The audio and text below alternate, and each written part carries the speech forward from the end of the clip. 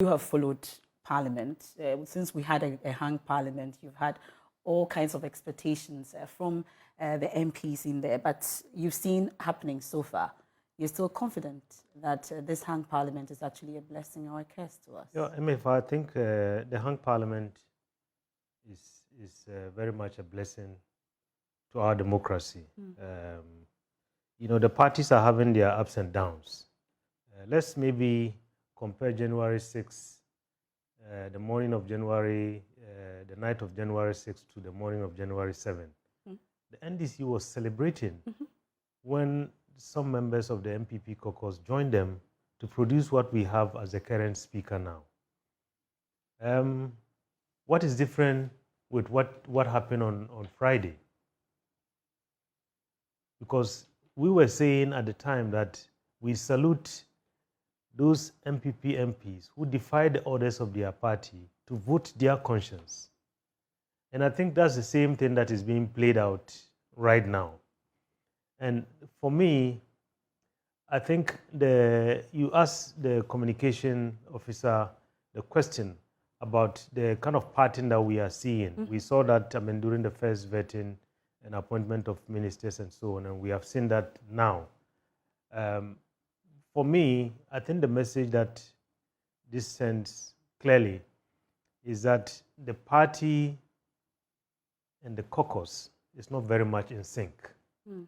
Look, when a government is in power, there are two ways of holding the government, two ways of assessing the performance of the government that's in power. That is the performance of the executive, the president and his ministers, and the performance of the caucus in parliament.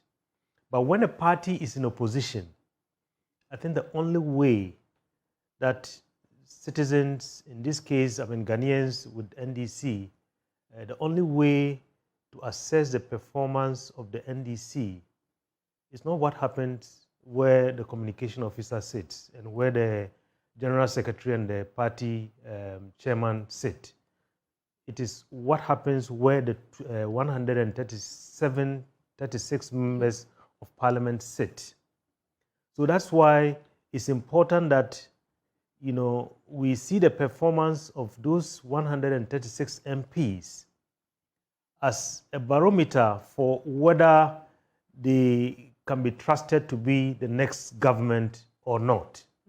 And so it is very important, I think, in my view, for there to be, a show of unity between the party and the caucus. Okay.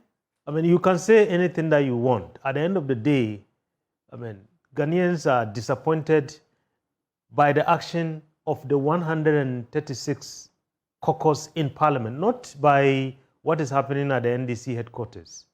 So that is why I think is very, very important that in this hung parliament, we want to see more and more some level of unity between the party and the caucus. In parliamentary research that we do, there is an age-old kind of theory, which, the jury is out there. It says that, it questions whether an MP is a trustee with independence or a delegate with a mandate.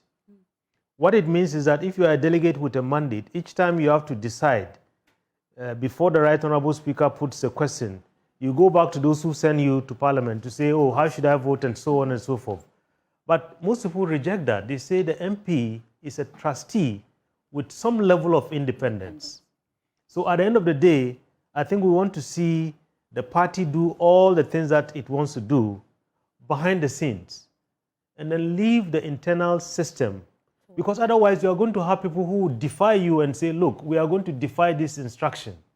The two parties, over the last couple of months, we've seen when the rebels in the MPP came up, we saw directives issued by the party head office. What did it do?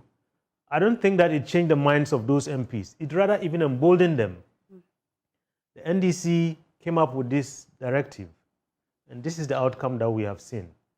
So I think the parties, should learn some lessons about these happenings and make sure that they put their house in order.